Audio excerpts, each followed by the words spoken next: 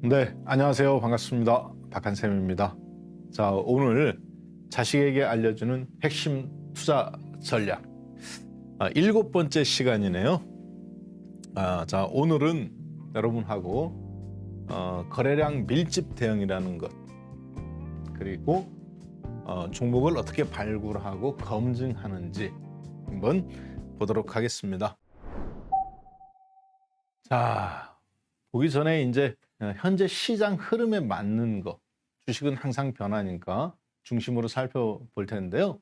바로 이제 거래량과 현재 시장 흐름에 맞는 종목, 거래량과 현재 시장 흐름에 어떻게 대입해서 어떻게 종목을 골라낼 것인가 하는 부분. 그래야 이게 이제 여러분들이 이 프로그램을 받아서, 그리고 또 PPT 파일을 받아서 종목을 발굴할 때 그동안 매매 신호라든가 혹은 매도 신호가 나왔을 때 어떻게 적용하는지 현재 거에 맞게 되는 거죠.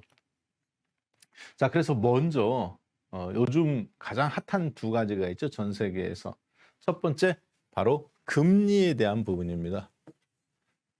그리고 국제 유가가 이제 90달러를 넘어서서 계속 유지가 되고 있죠. 90달러 전후에서. 요거 그 두 가지를 중심으로 시장 흐름 속에서 어떻게 종목을 고를 것인가 하는 부분을 볼 건데요. 2022년도에는 FOMC 일정이 1월 달에 한 번 지나갔죠. 2월 달에는 없습니다. 그리고 3월 달, 4월 달 없고 5월 달, 그리고 이렇게 바로 6월 달. 그래서 총 8번 있는데 일단 상반기에 4번이 있는데 2월 달, 4월 달이 없어요. 3월 15일 날 이제 또 한 번에 뭐가 나올까요? 금리 0.5냐 0.25냐 논쟁이 2월 말 3월 초 계속 나오겠죠.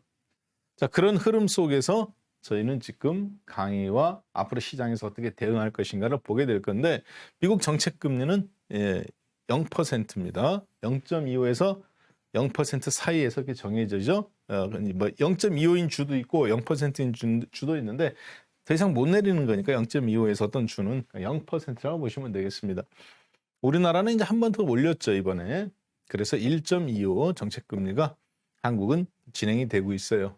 그 정도 차이만 어느 정도 접수하시면 될 것 같고요. 자, 그리고 미국이 이제 금리를 인상할 뿐만 아니라 향후에 한국 돈으로 약 1경, 그러니까 이제 9,900조 원이 살짝 넘는 8조 8천억 달러의 국공채를 갖고 있는 부분을 시장에 내놓고 시장에서 달러를 현금을 회수하겠다는 거죠. 그동안에는 이제 현금을 뿌렸었는데 이게 이제 양적 긴축입니다. 이 부분들 속에서 앞으로 그러면 우리는 어떻게 투자 전략을 끌고 갈 것인가? 방금 보셨던 그 부분이 하나고요. 금융정책, 미국의 금리 인상과 양적 긴축 가능성 앞으로. 그다음에 두 번째, 지금 보시는 것처럼 국제 유가가 마이너스 20달러에서 0달러였죠. 코로나 이후에 지금 90달러 전후에서 WTI가 거래가 되고 있습니다. 자, 그래서 정리해보면 이렇습니다. 금리 인상은 앞으로 계속 지속될까요? 안 될까요? 금리는 한번 올리면 방향을 바꾸기가 참 어려워요.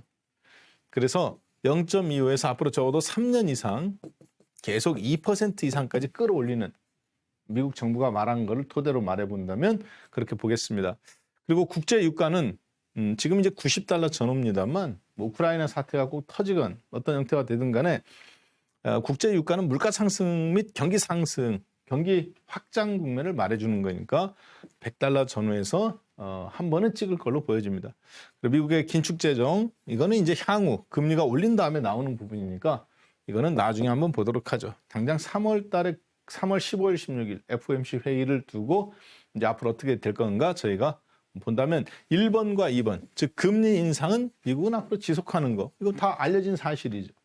그렇죠? 그다음에 국제 유가가 지금 90달러까지 올라왔으니까 100달러 시대가 열리고 있다는 거, 다 알려진 사실입니다. 1번과 2번이 말해주는 게 뭡니까? 그러면 물가는 상승하고 있다. 그렇죠? 국제 유가가 말해주죠. 그리고 경기도 호황이다. 경기가 안 좋으면 국제 유가가 올라갈 수 있을까요? 못 올라갑니다. 공장이 잘 돌아가니까 올라가는 거죠. 아무리 전쟁하고 공급을 줄여도 국제 유가가 코로나 때처럼 마이너스까지 가기도 한단 말이에요. 예전에도 경기가 안 좋으면 국제유가는 폭락 나요. 국제유가가 올라간다는 것은 경기가 호황인데 물가 상승, 금리를 올려야 되는 물가 상승을 동반하는 압박감, 즉 경기 호황의 부작용이죠. 이것이 나오고 있다. 이것이 현재 시장에 대한 진단입니다. 그러면 저희는 어떠한 투자 전략으로 가야 될까요? 유가 관련주를 사야 될까요? 아니면 금리 인상에 관련된 부분을 사야 될까요? 당연히 뭐 은행주라든가 사도 되겠지만 저항 없이, 즉 저항 없이 가격 인상을 해도 매출이 줄어들지 않는 이런 거. 뭐가 있을까요? 그런 제품의 기업들이. 음식료 업종. 처음에는 1,000원짜리에서 1,100원 올리면 잠깐 저항합니다. 근데 코카콜라 지금 편의점에서 작은 캔에 들은 게 1,500원, 1,700원이에요. 예전에는 800원, 600원이었습니다. 근데 지금 몇 년 사이 계속 올리는데 먹는 분들은 처음에 가격 보고 움찔 놀랬다가 두 병 먹을 거 하나만 사가다가 어쩔 수 없이 나중에 똑같이 먹게 되죠. 기호식품을 바꾸기가 어렵습니다. 면세점, 뭐 화장품이라든가 뭐 요즘 지금 이제 이런 것들, 그다음에 보험, 은행 이런 것들. 자, 그런데 지금 이제 은행이라든가 금융이라든가 이런 거는 어차피 금리가 정책 금리가 0%지만 시장 금리는 1.93 찍고 지금 이제 뭐 금리 인상이 어느 정도 반영됐다고 보는 거죠. 그래서 가장 괜찮은 것은 바로 보셨던 것처럼 면세점이라든가 음식료 업종들이 현재 투자 전략 흐름에서 어떻게 본다면 오늘 강의 주제가 뭡니까? 시장 점검과 그리고 저평가되어 있는 혹은 시장에서 조금 덜 먹더라도 안전한 종목 속에서 우리가 어떻게 종목을 발굴할 것인가, 뭐를 가지고 그동안 배웠던 매매 신호라든가 이런 걸 갖고 점검해 보는 겁니다. 그 앞에서는 굵직한 거를 봤지만 모든 사람이 다 똑같은 투자 전략을 갖고 가는 건 아니에요. 그렇죠? 그래서 지금은 어떻게 보면 좀 이제 장기 투자 그리고 또 좀 편안하게 할 수 있는 거, 이런 부분들에서 금리 인상과 물가 상승과 그리고 국제유가 90달러라는 경기 호황이 동반된 물가 인상 압박감 속에서 앞으로 금리를 계속 올릴 거라는 거, 이런 트렌드 속에서 그동안 여러분들하고 저하고 계속 배운 것들 가지고 매매 신호라든가 이런 것도 봐가면서 자동차라든가 혹은 전장 부품이나 자율주행이나 이런 파트가 아닌 조금 뭐라 해야 될까요? 다른 섹터 부분을 매매 스타일을 좀 다르게, 투자 스타일이 좀 다른 거, 여기를 좀 편안하게 보는 거, 이게 오늘 강의의 핵심입니다. 자, 국내에서는 제가 봤을 때 세 개 그룹을 좀 눈여겨봐야 되겠죠. 첫 번째는 금리 인상과 물가 상승과 경기 호황. 그래서 제품 가격을 올렸을 때 저항 없이 받아들여가면서 그 제품 가격이 매출액 증대와 인플레이션이니까 당연히 올려야 되는 거니까. 그리고 그게 수익성으로 잡힐 수 있는, 그동안에는 안 잡혔지만 3년 정도 계속 거의 늘어날 수 있는 기업은 첫 번째 롯데그룹입니다. 두 번째, 먹는 거가 롯데그룹이라면 정신적인 거, 영화라든가 지금 코로나 때문에 확장이 안 됐지만 이건 CJ그룹이에요. 그다음에 세 번째, 쇼핑 같은 거 하는 거, 그거는 신세계와 그리고 현대백화점 그룹입니다. 여기에 이제 또 먹는 거, 농심이라든가 오리온이라든가 오뚜기 같은 거 집어넣을 수 있겠죠. 다만 원리가 똑같기 때문에 제가 하나는 눈에 보이는 롯데그룹, 하나는 눈에 보이지 않지만 영화라든가 이런 것들을 소위 얘기해서 코로나가 지금 묶여서 안 됐지만 이제 풀려나가면서 될 가능성이 있는 CJ그룹 두 가지를 그 가운데 종목의 상징성을 보여드리겠습니다. 자, 롯데케미칼 시가총액이 7조 4천억, 롯데지주가 2조 9천억, 롯데쇼핑이 2조 4천억. 목요일 종가 기준입니다. 목요일 종가 기준 2월 9일. 그리고 롯데정밀화학 2조 원, 롯데칠성 1조 5천억, 롯데제과 7천억, 롯데정보통신 이렇게 쭉 있죠. 하이마트 손해보험 5,500억, 5,100억, 롯데푸드 4천억. 이 가운데 여러분들하고 롯데 손해보험을 한번 살펴보겠습니다. 말씀드렸다시피 저게 최고 좋은 종목이기 때문에 살펴보는 것이 아니라 투자 스타일, 장기적으로 금리 인상이 오늘 땅 하면 내일 2%가 있는 거 아니잖아요. 3년간 올리는 거잖아요. 그렇죠? 그리고 2% 올린 다음에 또 2, 3년간 또 1, 2%씩 더 올려서 3%, 4%까지도 갈 수 있습니다. 예전에 2006년도, 7년도 서브프라임 오기 전에 미국 정책 금리가 5%대였기 때문에 충분히 4%, 3%까지 올릴 수 있어요. 4, 5년간에 걸쳐서. 자, 그러면 롯데손해보험은 그동안 여러분하고 저하고 배웠던 거, 그리고 오늘 강의 주제의 핵심은 뭡니까? 바로 거래량이죠. 금리 인상, 그리고 경기 호황, 여기에 맞는 종목들 중에서 그동안 배웠던 거, 거래량이라든가 매매 신호에 맞는 어떤 신호가 나오는 게 있느냐. 자, 거래량이 한번 터졌네요. 근데 최근의 거래량을 다 압도하는 거래량이네요. 그렇죠? 단기 거래량이 폭발했습니다. 주가는 어때요? 2,000원에서부터 계속 하락, 그래서 1,400원까지 떨어졌습니다. 롯데손해보험, 옛날에 대한화재죠. 자, 그런데 이 회사의 주가는 떨어졌는데 실적은 어떻습니까?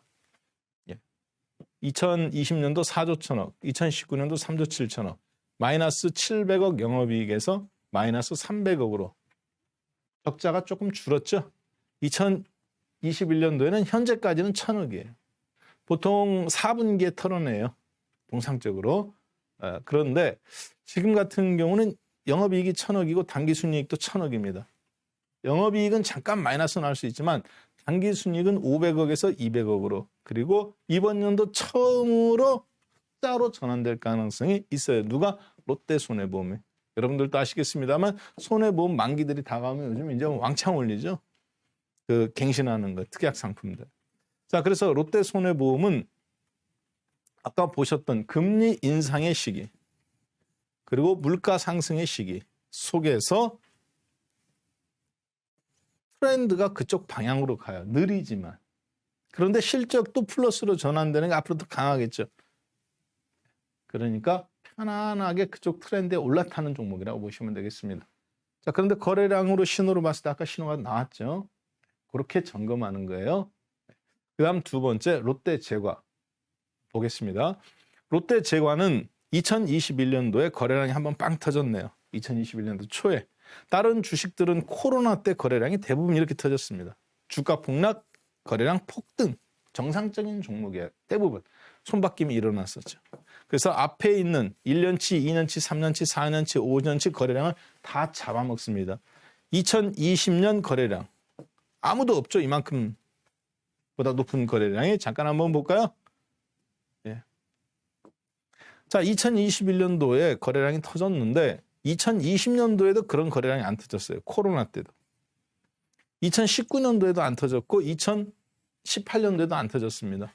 주가는 계속 떨어졌어요. 그렇죠? 19만 원, 20만 원에서부터 코로나 때 9만 원. 반토막 난 겁니다. 이게 짧아서 그렇지. 그리고 좀 떨어졌다가 많이 회복해서 17만 원, 18만 원까지 올라갔다가 지금은 12만 4천 원입니다. 최근에 이제 이렇게 밀렸죠. 주가 하락, 거래량 하락. 그런데 최근에 거래량이 어때요? 연초에 한번 살짝 올라왔네. 이때 사상 최대로 터진 거래량, 최근 3년, 5년 내로 이후에 다시 거래량이 살짝 떨어졌는데 주가는 떨어진 상태. 자, 그리고 위에는 RSI 보조지표, 매매신호, 아래는 거래량, 중간은 가격, 여기는 거래량. 이렇게 3단으로 구분됩니다. 실적 한번 잠깐 볼까요? 거래량이 움직이는 신호는 나왔는데 주가는 18만 원에서 12만 원대로 떨어졌어요. 언제? 2019년, 2021년도. 자, 2020년도의 실적 한번 잠깐 봅니다. 매출액 2조 원. 이번 연도는 9월 달까지 1조 6천억이에요. 누가? 롯데제과가. 독과점 기업이죠. 밀가격 올라가고 기름값 올라가고 그 운송 비용 올라갈 거 아닙니까? 인건비 올라가고 과자 양을 줄이든지 과자 가격을 올리든지 독과점이에요. 거의 롯데제과하고 무슨 뭐 혜택, 크라운 몇 개 없잖아요. 우리나라가 오리온이라고. 자, 그래서 봤을 때 매출액도 천천히 앞으로 더 올라가겠죠. 과자값 10%만 인상해도 2천억은 올라가겠죠. 수익성은 어떻습니까? 작년도에 1,200억. 이번 연도는 1,120억, 작년도 2020년도 실적 기준이니까 2019년도는 970억. 이번 연도는 현재 9월까지 2021년도는 현재 9월까지 956억. 특별한 일이 없으면 1,100억 완만하게 해서 1,200억까지 돌파 나가면서 최근 3년 내 최대 실적이 가능해 보입니다. 영업이익 기준으로 당기순이익은 이미 최고 돌파했어요. 380억, 2020년도 410억, 이번 연도 2021년도는 600억, 599억이니까 특별한 일 아니면 700억대까지 나아가면서 최근 3년 내 실적은 쭉 증가. 눈에 보이시죠? 반면에 주가는 아까 어떻게 됐습니까? 2020년 쭉 올라갔다가 이렇게 밀렸죠. 주가도 그렇고 거래량도 그렇고. 자, 그래서 이 두 개를 합성해 보면 이런 형국이 나옵니다. 통상적으로. 머릿속에 잠깐 기억하셔도 되고요. 자, 거래량이 터졌죠. 주가도 한번 요동쳤습니다. 주가가 20만 원 전에서 계속 하락한 다음에 10만 원 전후. 자, 그런 다음에 실적은 계속 좋아지잖아요. 이렇게 지난 3년간. 2020년이 더 좋고 2021년이 더 좋고. 그런데 주식은 어때요? 거래량이 터진 이후에 주가는 올라갔다가 떨어지죠. 떨어지는데 거래량이 터진 흔적이 있어요, 없어요? 없습니다. 그랬다가 최근에 거래량이 빵 터졌죠.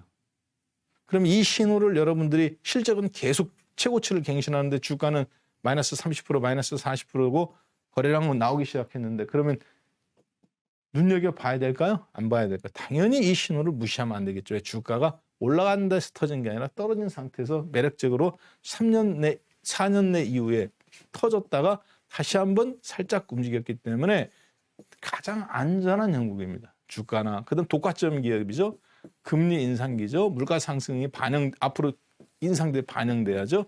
그리고 여기 보시면 이제 데드 크로스 났다가 골든 크로스로 확 바뀌었어요. 매매 신호도.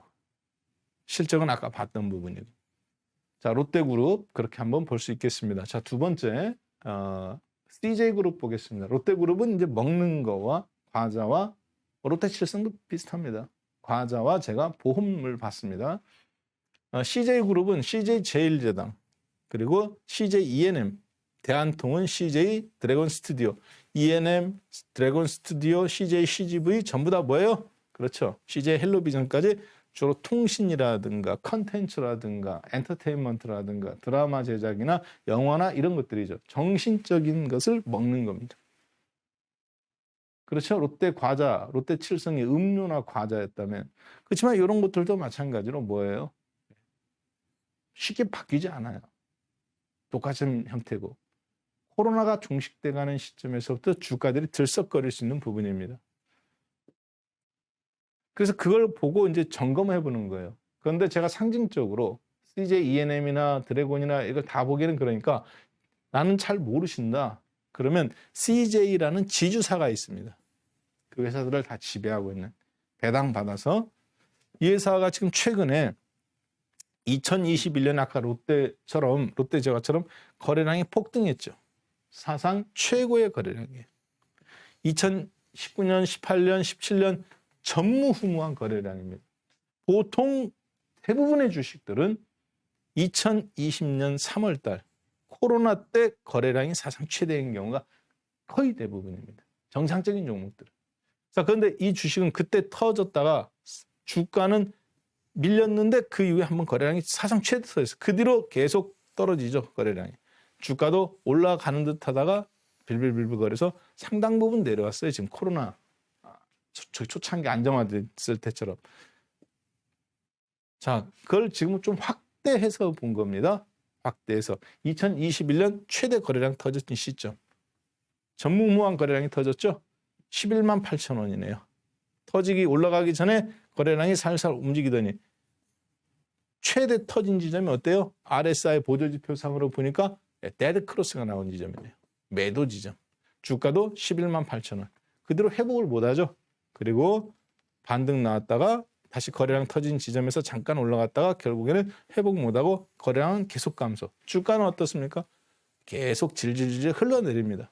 다행인 거는 한 번 출렁, 두 번 출렁 하는 과정에서 거래량이 살살 살다가 요즘 다시 조금 떨어졌던 거래량들이 조금 살아날 기미를 보여요. 살짝. 그리고 앞에 물웅덩이 보이시죠? 물웅덩이가 깨져야 안 깨져야 안 깨집니다. 주가는 깨졌는데.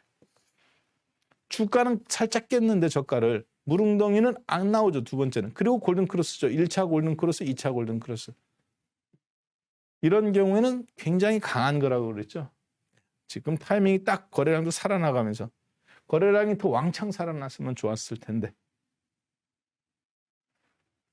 상징적으로 보는 겁니다. CJ ENM이나 스튜디오나 다 싸잡아서 보기가 그러니까 CJ가 지주사니까 금리 인상 코로나 끝났을 때 뭐 영화라든가 뭐 대면이라든가 이런 것들 순차적으로 올린단 말이에요. 이제 실적 한번 볼까요? 2020년도에 매출액 31조 3천억 계열사 전체니까 영업이익 1조 3천억 1조 3,900억이니까 1조 4천억이겠네요. 9월까지 1조 5천억 나왔네요. 2019년도 코로나 이전에 아까 보셨지만 가격 높은 곳 생성됐을 때 15만 원, 1조 5천억이었어요. 영업이 당기순이익 2,600억. 자, 그리고 작년도 코로나 때는 2020년도에는 800억. 그리고 이번에는 9월 달까지 벌써 2천억. 웬만하면 3천억 가까이 실적이 나올 가능성이 높아졌습니다. 코로나는 극복해서 주가 실적은 좋아지는데 주가는 11만 8천 원, 18만 원에서 지금 떨어져서 8만 5천 원이에요. 오늘 10만 원 빠졌네요. 죄송합니다. 11만 8천 원. 네, 그러니까 뭐 11만 원에서 8만 원까지 7만 원대까지 떨어져 7만 5천 원까지 떨어졌다가 그러니까 실질적으로 4만 원 떨어졌으니까 마이너스 한 40%가 37% 정도 떨어졌다가 지금 살짝 올라와서 8만 5천 원권입니다. 거래량도 그렇고 턴할 수 있는 턴어라운드 하는 트렌드에 맞는 거죠. 실적은 증가하고 즉 주가는 떨어지고 있는데 실적은 3년 내 최고치 갱신을 향해서 나아가고 있는 종목들. 자, 그래서 단기적인 흐름이 아니라 금리 인상에 대한 두려움 그리고 물가 상승에 대한 우려감 저런 종목들한테는 오히려 단타적인 측면은 다릅니다. 들락날락 하는 거니까. 자, 그런데 트렌드적인 측면에는 맞는 종목이죠. 즉 시장을 점검하고 거기에서 금리 인상에 대한 부분은 정해진 거고 물가 상승 압박감, 국제유가 상승 그러면 거기서 투자 전략을 내가 어떻게 할 것인가. 낙폭과대 대형 종목, 반도체 같은 거 저처럼 오늘 삼성전자 아침에 떨어졌을 때 어제 미국장 반도체 올랐으니까 과감하게 붙는다든가 뭐 반도체 중심이나 낙폭과대 다른 대형 종목을 붙는다든가 그런 전략으로 할 건지 아니면 지금처럼 이런 속에서 시간은 걸리지만 안정적으로 트렌드를 갈 건지 여러분들이 선택하실 수가 있어요. 근데 오늘은 왜 이거냐? 그 앞에는 맨날 이거하고 다른 이야기를 했잖아요. 그렇죠? 네. 그러니까 오늘은 한번 이런 트렌드에 맞게 그동안 우리가 배웠던 기법들이 꼭 거기에만 적용되는 거냐? 고탄력주나 혹은 성장주나 혹은 주도주한테만 적용되는 거냐? 이렇게 비주류 종목들한테 뭐 되는 거냐? 비주류한테도 되죠. 코스맥스 말씀드렸던 거 급락 나왔다가 요즘 조금 올라왔네요. 그렇죠? 지난주 월요일 날인가 녹화 찍었을 때 대비 올라왔죠. 오늘 장중 공방이라든가 들으신 분들 아실 겁니다. 한 7% 10% 수익이 누적적으로 났기 때문에 절반 정도만 잘라놔라. 이렇게 코스맥스, 아모레치 뭐 이런 것들 전부 다 뭐예요? 면세점 관련주죠. 실적 좋아지고 있어요. 코스맥스 같은 거는. 아까 말씀드렸던 것처럼 이번 900억, 작년도 600억, 재작년도 540억. 그렇죠? 네. 녹화가 다 되어 있습니다. 이슈인사이트나 이런 데서도. 자, 그러면 지금까지는 앞으로 저런 종목들에 대해서 여러분들한테 일어날 일들에 대해서 본 거고 어떻게 전략을 해야 되는지. 교육적인 측면에서 그러면 제가 지금부터는 실전 매매했던 거를 샘플로 보여드리도록 하겠습니다. 조금 더 극단적인 예. 즉 거래량이 이렇게 빵 터졌을 때 주가 폭락 그렇죠? 그리고 거래량 급등 별거 아닌 것 같지만 이게 3년치 최대 거래량이에요. 길게 뽑아서 그렇지 이 앞에가 있어서 그렇지. 그리고 주가가 올라가는 타다가 다시 주가 덜커덩 거래량 급등 주가 한번 폭락 나오고 거래량 100 최근 3년치 최대. 그 다음 주가가 저점은 안 깼지만 덜커덩 해가면서 저가를 깨려고 하는 지점에서 거래량이 200, 300 이런 식으로 순간 치고 하루 치지 않으면 뺍니다. 거래량 이동평균 5일 빨간색 점선으로 된 거 이게 5일 이동평균 거래량이에요. 5일간 누적시켰다는 거죠. 자, 그랬을 때 어때요? 거래량이 순간적으로 쭉 늘어나죠. 거래량 급등, 주가 하락. 여기서 코로나 때 7만 5천 원에 못 잡았다 하더라도 7만 5천 원 어떻게 잡아요? 8만 원에 평균 잡아도 잘 잡은 거지. 순간 치고 나온 거니까. 못 잡았다 하더라도 눌림목 기간이 2개월간 있었죠. 거래량 움직였죠. 앞에 거 베끼잖아요. 그러니까 주가는 눌림목인데 거래량은 사상 최고치를 베낀다. 예사롭지 않은 겁니다. 그렇잖아요. 첫 번째 가장 좋은 예죠. 여기서 확 떨어지는 칼날 못 잡아챘다 하더라도 눌림목을 주니까 이 회사가 거래량이 근데 앞에 걸 잡아먹고 또 잡아먹고 3년치 최대 터졌는데 또 터지고 뒤에 또 터지고 당연히 저런 주식을 가만히 놓고 봐야 됩니까? 아니죠. 뭐를 해야 돼요? 저 거래량이 왜 터졌나? 저 신호가 맞는 건지 검증하러 가야죠. 뭘로 검증합니까? RSI 매매 신호로 내가 사도 될 건지 말 건지. 과매도 영역. 코로나 때니까 당연히 다 과매도 영역에서 골든크로스입니다. 그렇죠? 못 잡았다. 과매도 영역에서 다시 골든크로스 한 번. 과매도 영역에서 주가는 저가 깼는데 RSI 매매 신호는 저가 안 깨죠. 여기는 과매도인데 여기는 과매도가 아니잖아요. 아까 말씀드렸던 거 강한 종목이에요. 자, 그러면 여기서 거래량까지 터졌잖아요. 주가는 더 매력적이잖아. 여기보다 얘가. 여기 코로나 때보다 다른 주식들이 이미 다 여기 가 있는데 얘는 안 올라갔죠. 거꾸로. 상당한 매력 있는 지점입니다. 뭔가 문제가 있겠죠. 회사가. 여러분이 해야 될 건 뭐냐. 거래량 급등 신호가 나왔고 몇 년 만에. 그리고 이렇게 눌림목 가격 매력이 나왔고 매매 신호로도 강력한 골든크로스 신호가 앞에서 나와주죠. 가장 안전한 패턴입니다. 확인해야 될 게 있어요. 혹시 실적에 문제가 있을 수도 있잖아요. 회사가. 아까 보셨던 게 여기입니다. 거래량과 주가. 얼마입니까? 이때 당시에 15만 원 정도 되겠네요. 그 15만 원이 얼마까지 올라갔어요? 96만 원. 400배.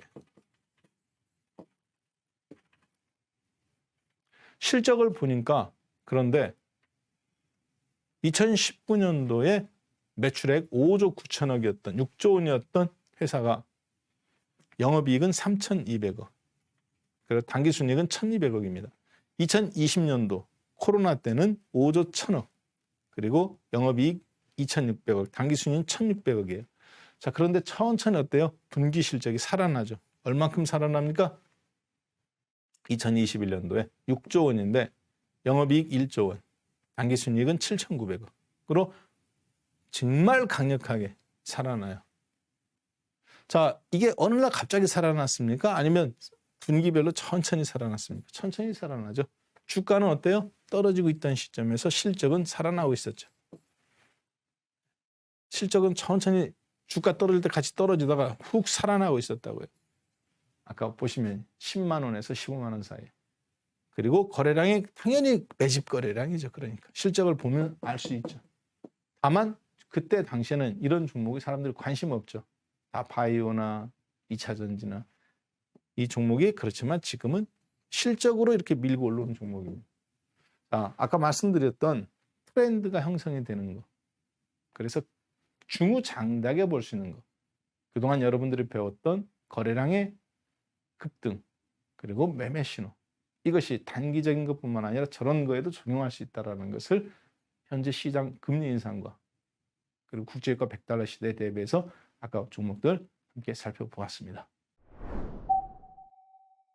네, 효성 TNC를 가지고 우리는 거래량 밀집 대응이라는 부분이 무엇을 의미하는지 앞에 있는 종목들을 통해서 살펴보았습니다.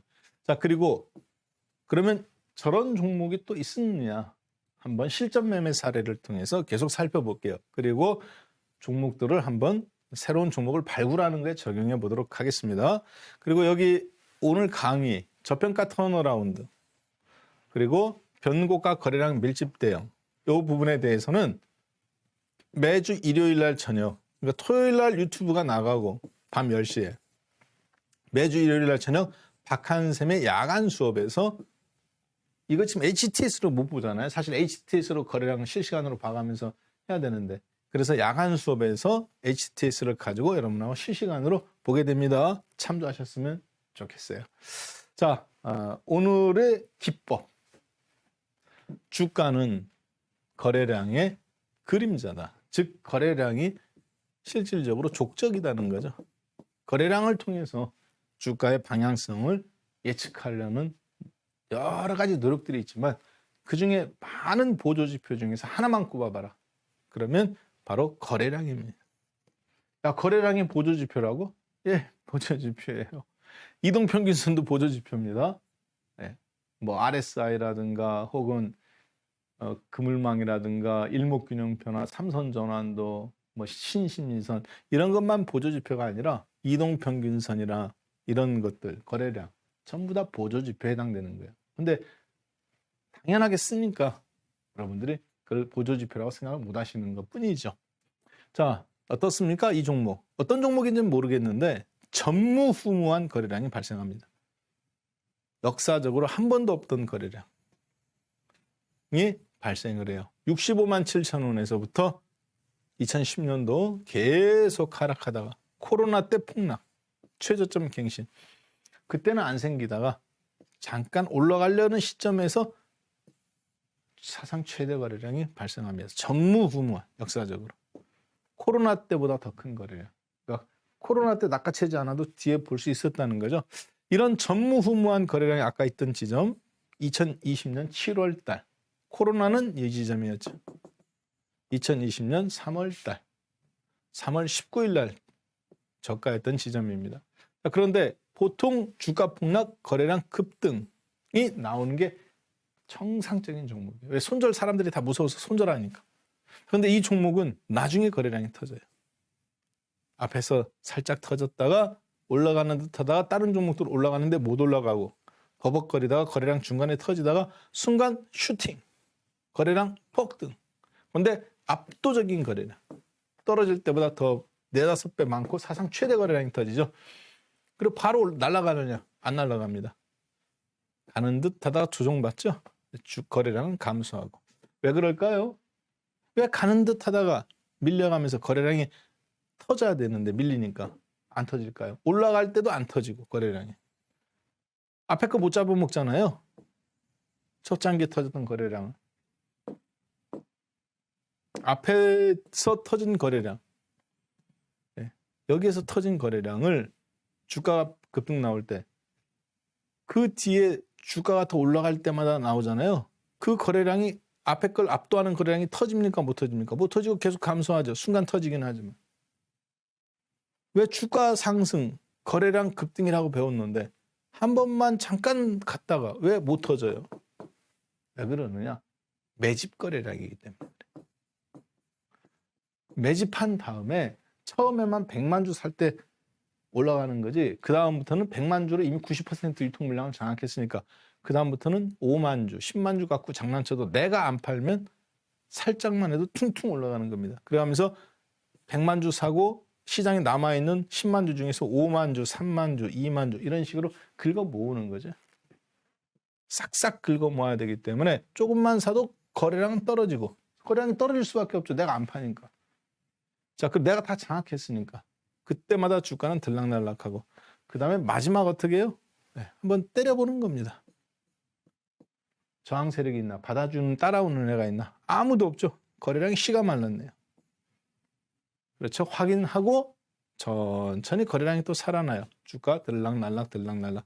그리고 주가 폭등시키죠. 거래량 움직입니까? 안 움직입니까? 거의 미미해요. 왜? 매집이 완전히 물량을 장악한 상태이기 때문에. 어느 정도 거래량이냐? 코로나 때 주가 폭락 나올 때 발생한 그나마 거래량보다 보니까 10배 이상 터진 거래량이에요. 매집 거래량이. 정말 무지막지한 거래량입니다. 자, 그 뒤로 이 주식은 그때 당시가 36,000원, 4만 원이죠. 주가로 보면 이게 4만 원 선상이니까 여기 36,000원, 뭐 35,000원, 여기는 26,000원이고 여기가 이제 35,000, 6,000원, 37,000원, 8,000원, 4만 원 아래에서 거래량도 움직였기 때문에 여기도 이 땅 사상 최고 거래량입니다. 매년 앞보다 높은. 이 꼭 거래량이 아니었더라도 당연히 매집의 기회가 한 번은 아니지만 부분적으로 충분히 주었어요. 몇 개월간. 자, 그리고 실제 그래서 저희가 얼마에 샀느냐? 3만 실전 매매 중심으로 보는 거예요. 3만 8천 원 전후로 사서 얼마에 팔았냐면 중간에 샀다 팔았다 했습니다. 저희도 10만 5천 원에 최종적으로 다 정리했습니다. 그리고 약간 떨어져요. 얘가 이렇게 회원분들이 저보고 사자를 했는데 제가 안 샀어요. 다른 종목 하느라고. 나중에 이 주식이 15만 원까지 올라갑니다. 그때 회원분들이 왜 사자고 그랬느냐. 여러분들이 지금 배운 기법들을 그때 알고 계셨거든요.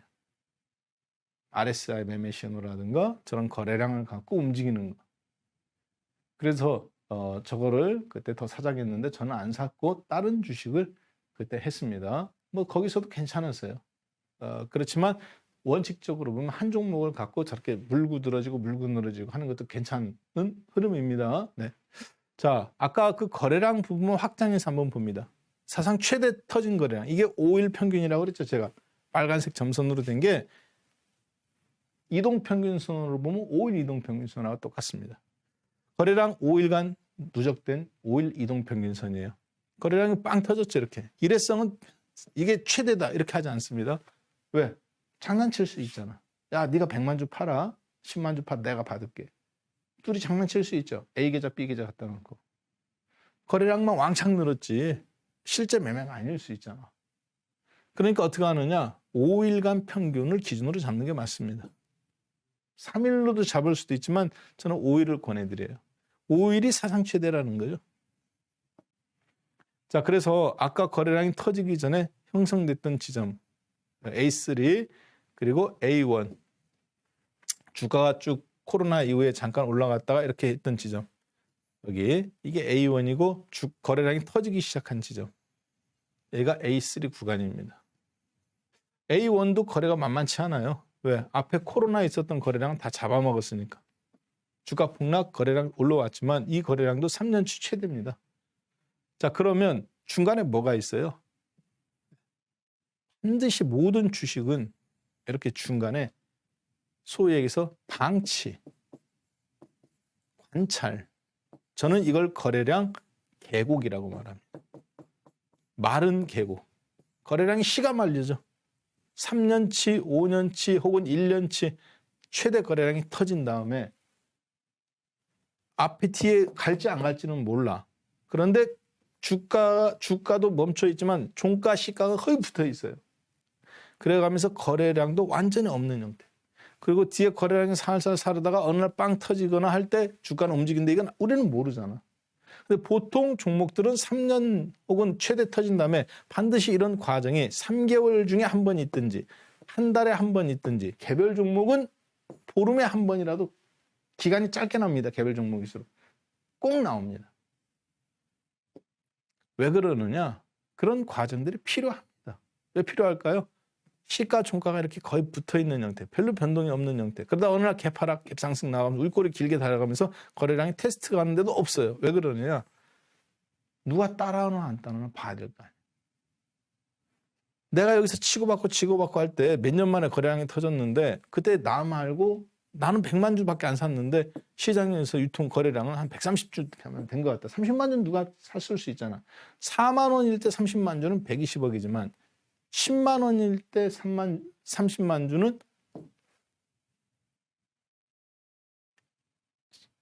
예, 4만 원일 때 10만 주는 40억이지만 10만 원일 때 10만 주는 100억이에요. 누가 때리면 받아야 되는데 내가 그걸 받아야 되잖아. 지금 탈탈 털면 싸게 받는데.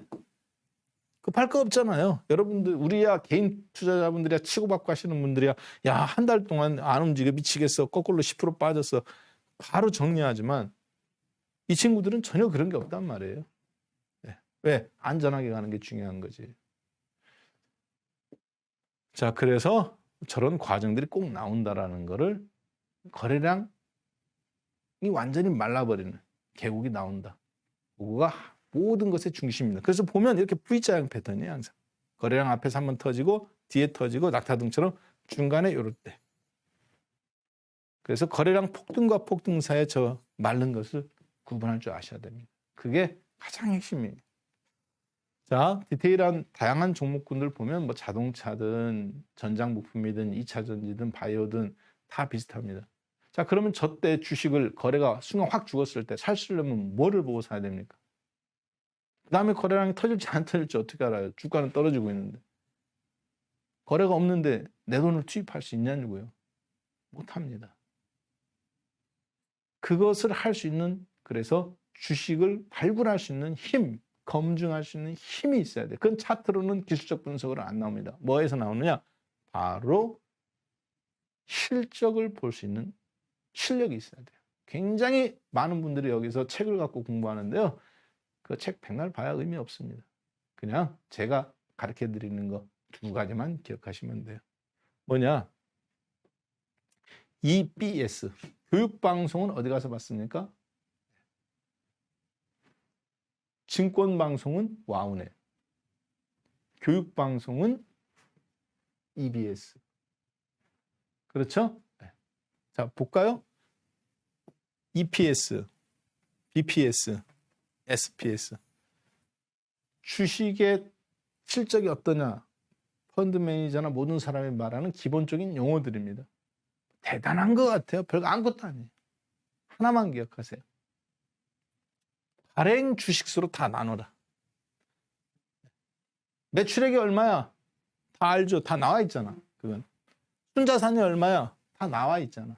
HTS 키면 현재가에. 당기 순이익이 얼마야? 아까 보셨지만 다 나와 있잖아. 그렇죠? 기업 실적이. 현재가 누르면 옆에 버튼 하나 누르면 다 떠요. 그렇게 분기별로, 연간별로. 그러면 그걸 가지고 주식 현재가를 보면 발행 주식수가 있어요. 매출액을 발행 주식수로 나눕니다. 순자산을 발행 주식수로 나눕니다. 당기 순이익을 발행 주식수로 나눕니다. 왜 나눠요? 발행 주식수가 100주인 회사인데 매출액이 100억이야. 한 주당 1억의 매출액이죠. 매출액이 1000억이야. 그런데 발행 주식수가 10,000주야. 매출액이 100억인 회사보다 매출액이 1000억인 회사가 훨씬 잘한 것 같잖아요. 사이즈로 보면 그렇죠. 절대 사이즈로 보면. 근데 100억인 회사는 100주만 발행했고 매출액이 1000억인 회사는 10,000주를 발행했다. 그러면 이 회사는 한 주당 매출액이 얼마입니까? 겨우 1000만 원이에요. 이 회사는 1억 원이고 매출액 100억짜리 회사가 매출액 1000억짜리 회사보다 한 주로 나눴을 때 10배의 가치가 있는 거죠. 10배의 매출액이. 자, 그렇기 때문에 한 주당 무조건 나눠야 되는 겁니다. 그게 주식의 본질 가치인 거예요. 야, 우리 회사 매출액이 2천억이야. 1조 순이익이 1조 원이야. 그래서 몇 주냐는 거지. 액면가도 중요하지만 한 주당 얼마나 벌었냐는. 모든 것을 잘 모르겠다. 아, 박한샘이 그때 뭐라고 그랬지? 발행 주식수가 몇 주냐. 요거 하나만 기억해라. 그걸로 다 나눠버리는 겁니다. 그래서 우리가 주식을 한 주 갖고 있고 10주 갖고 있다고 말하죠. 내 한 주의 가치가 얼마 있는지를 빨리 분석할 줄 알아야 돼요. 자, 그러면 단기 순이익을 나누면 EPS. 한 주당 나눴을 때 순이익이 얼마냐? 어닝.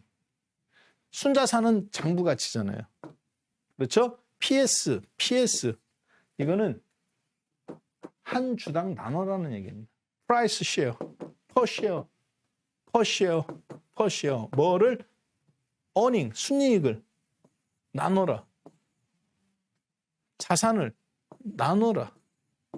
매출액을 나눠라. 뭘로? 한 발행 주식 수로. 그랬을 때 매출액이니까 세일즈, 순자산이니까 북 레이쇼, 참 북 밸류, 회계 장부 가격이라는 거죠. 장부책. 단기 순이익이니까 earning, 벌어들인. 그럼 한 주당 벌어들인 게 나오죠.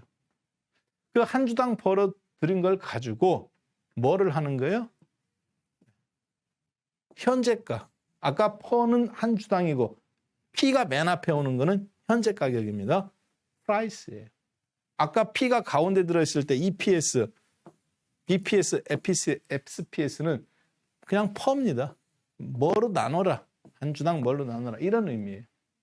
자, 이거는 P가 맨 앞에 오면 가격입니다. 현재가가 얼마야? 10,000원.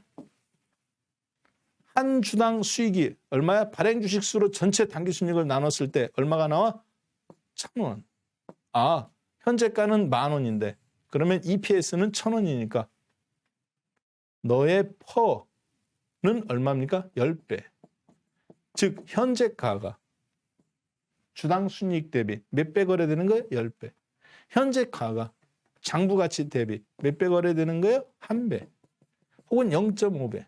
즉 청산하면 10만 원 받을게요. 현재가 5만 원에 거래되는 거. 한 주당 얼마를 매출을 올렸느냐. 특히 요즘 이게 중요하죠. 왜? 게임 회사인데 돈 얼마 벌었습니까? 갖고 오세요. 대출 안 됩니다. 왜요? 당년도에 적자잖아요. 세계적인 기술, 백신 만드는 회사인데 모더나. 적자 기업이네요. 안 됩니다. 아마존 안 됩니다. 테슬라 안 됩니다. 한국에만 이렇게 했지. 미국은 이걸 보는 거예요. 매출 성장성. 자, 그래서 얘를 갖다가 집어넣는 겁니다. 순서를 잠깐 보면 단기 순이익이 전체가 100억이다. 그러면 그걸 뭘로 해요? 발행 주식수. 무조건 잘 모르겠으면 1번. 단기 순이익 매출액 나온 것 같고 잘 몰라. 뭔지 모르겠어. 그럼 무조건 발행 주식수로 나눠요. 1번 발행 주식수로 나눈다. 그 다음 2번 뭐를 하느냐? 그러면 한 주당 순이익이 구해졌잖아요. 그렇죠? P가 앞에 나왔는지 뒤에 나왔는지를 구분한다. P가 가운데 나온 거 PS, EBS만 기억한다. 이거는 아무런 의미 없는 거다. 한 주당 나눈 거다. 한 주당 나눈 거다.